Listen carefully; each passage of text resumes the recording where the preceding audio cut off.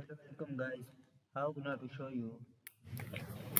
So guys, my new channel, please like, share, comment, subscribe, press the bell icon guys. So guys, let's start our video. How to enable file sharing in Windows 10 PC or laptop. So guys, it's very easy, simple method. So click on File Manager. So guys, File Manager open. So guys, two step we can click on. So guys, page is open. So guys, option, click on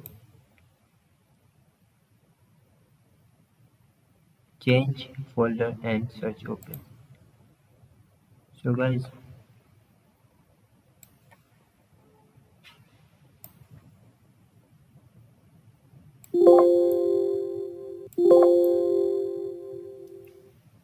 we can click on. So guys, page is available. So click on